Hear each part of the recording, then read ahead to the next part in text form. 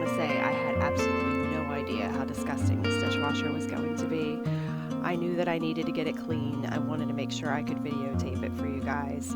But I tell you what, I have not planned for how disgusting this actually was. I am so glad I got it done and accomplished, and now I know that when I do my dishes, they are clean. I would like to introduce myself. My name is Tara. I'm a married mom of 3 grown children. I do have my youngest daughter living at home with me. She helps me out around the house. I really enjoy having her company, and I want to thank you for joining me today. So I'm going to be getting all of these pieces I take apart from the dishwasher scrubbed and cleaned with my Mrs. Meyer's dishwasher soap and some really hot water. Make sure you stay tuned till the end of the video so you get to see some very satisfying before and after shots.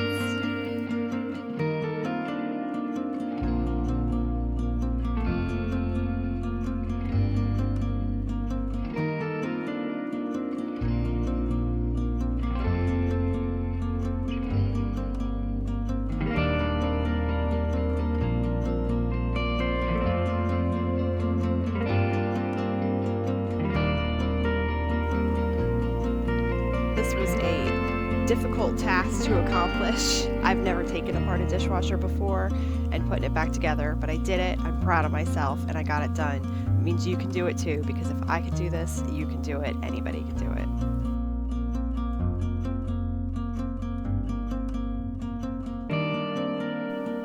I'm just scrubbing out all the little nooks and crannies. There was hair and food and plastic from Lord knows what stuck in every little crevice. It was just disgusting.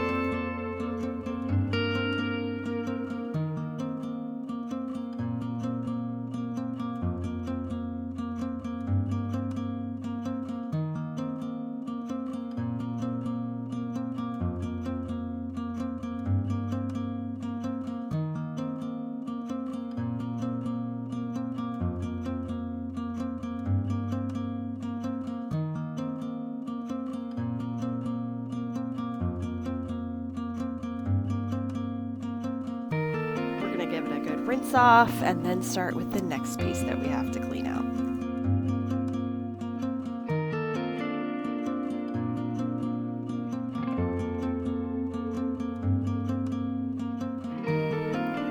So I'm using my Jaws disinfectant cleaner. This is totally not sponsored. I just really love their product, and I'm going to get all of this gunk and muck out of this dishwasher.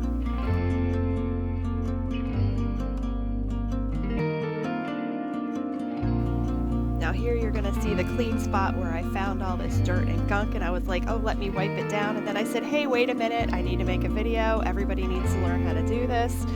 So that is why there is this little bitty clean spot right there.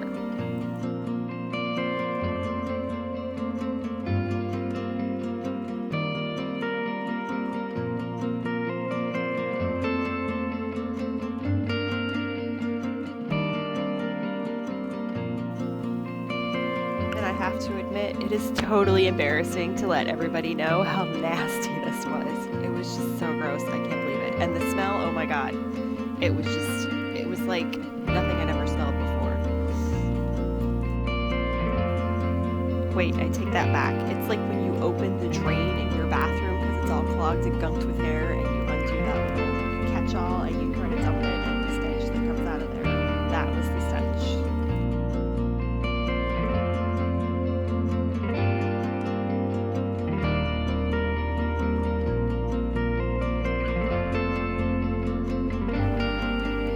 Look, it's a Gary poppin'.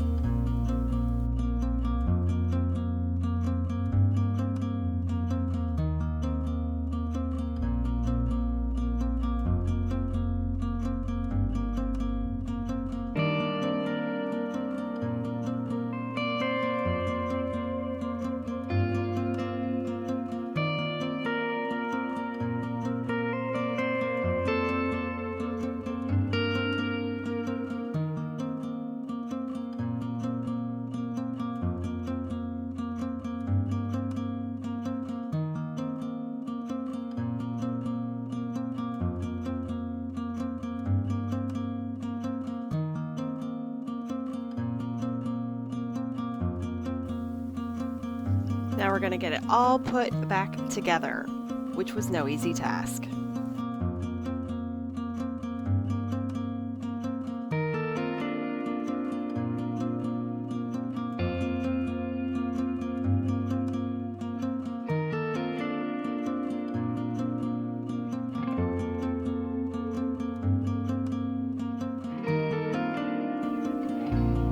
Now I'm going to run a cycle of white vinegar. So I'm going to pour this white vinegar in this bowl and stick it in the bottom rack. And I'm going to cover everything with baking soda so that it like effervesces when the vinegar comes out, and you get to see what happens afterward.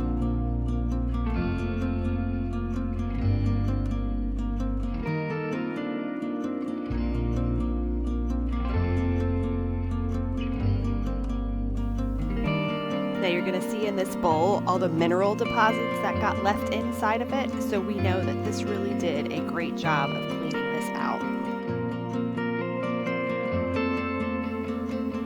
I highly recommend doing this vinegar wash if you are moving into a new rental or a new home, just to get your dishwasher good and deep clean. Obviously taking it apart would be great too, but at least this one step does help you get some good cleaning done. Now you're going to see those great before and after shots. I can't believe how filthy it was and how wonderfully clean it is now.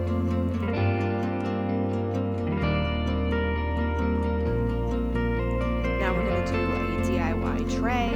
I got this tray from Hobby Lobby last year. It had a Merry Christmas sticker inside of it, and it was starting to peel and rip and fade. So I peeled all of that off, no easy task, and now we're going to sand it down, paint it, and I like the hardware black, so we're going to leave that, and then you get to see what I do at the end.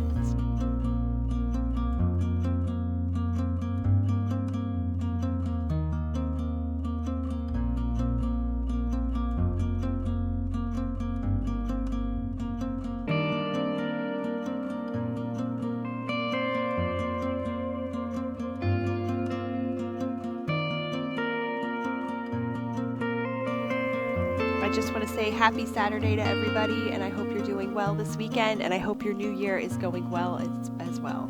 That's too many wells. Just have a good new year.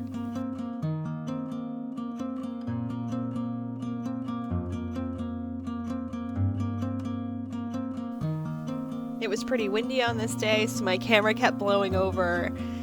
It was hilarious.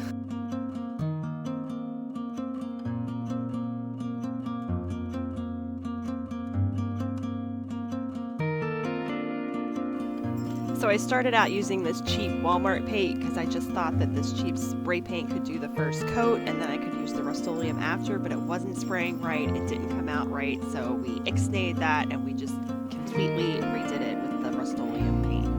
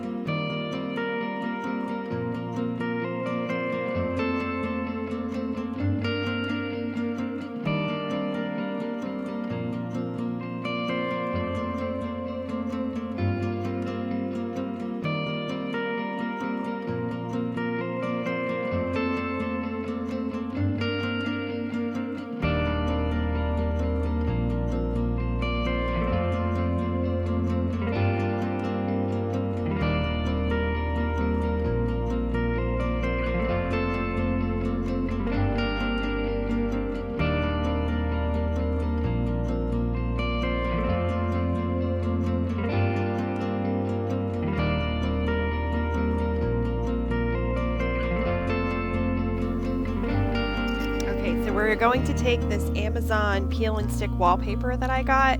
It's in a French newspaper print, and we're going to put that on the inside of the tray, and it turned out so great. Wait till you see the end.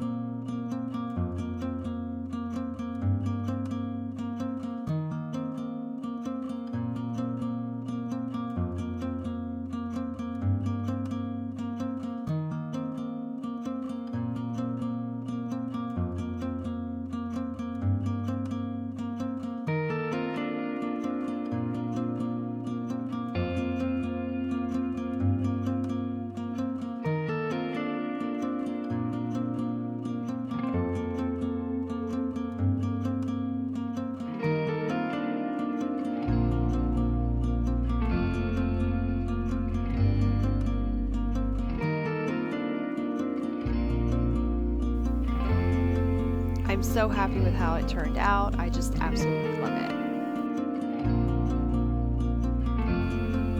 And now we're going to switch to candle making, which was really, really fun. I will tell you, I have no idea what I'm doing, and I made a lot of mistakes, and you get to see that, and it's going to be funny.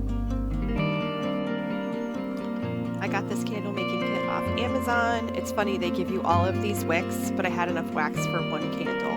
Granted, I probably picked the wrong vessel to put my wax in, but I really love it, and that's all that matters.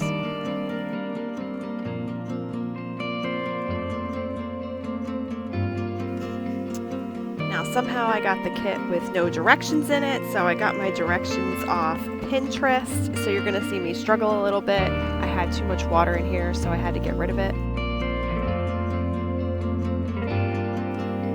Now, I will warn you, these things are sticky, and you're gonna see me try and put it in, and it gets stuck to the side, and I had to get some Goo Gone to get it off, and then we're gonna restart.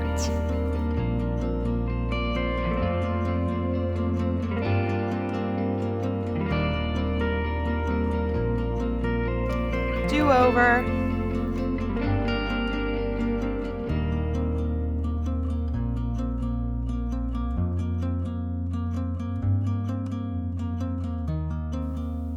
And here's what I mean by picking the wrong thing. I wasn't taking the wick out. I wanted the candle in this, but my candle wick holder wouldn't work. But I came up with an ingenious idea, and you will see that at the end. Now, melting this wax took about 10-15 minutes, but you get to see a tiny lips.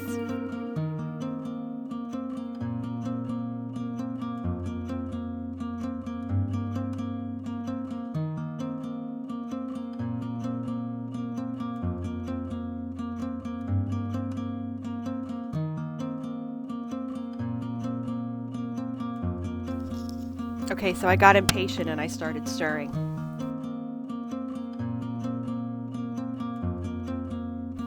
And then I realized half the wax wasn't going to be enough, so we poured in the rest.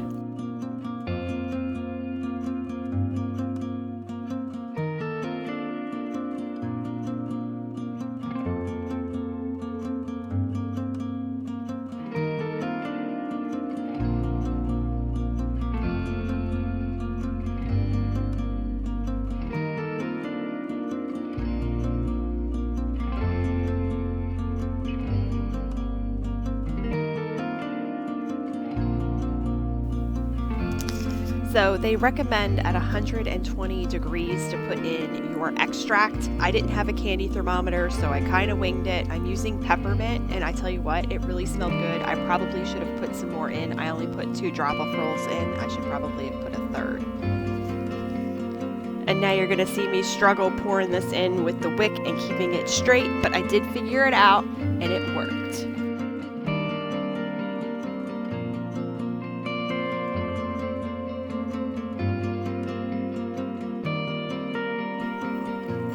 So here are the trusty tongs. They kept the wick straight. I do have a little indent from the tongs in the top of the candle, but it doesn't bother me. It burned off within the first hour of burning the candle. Now they suggest to wait 3 days before you burn the candle to let it cure to more than 1 to 2 weeks. I waited the 3 days. You're gonna see me trim the wick and light the candle.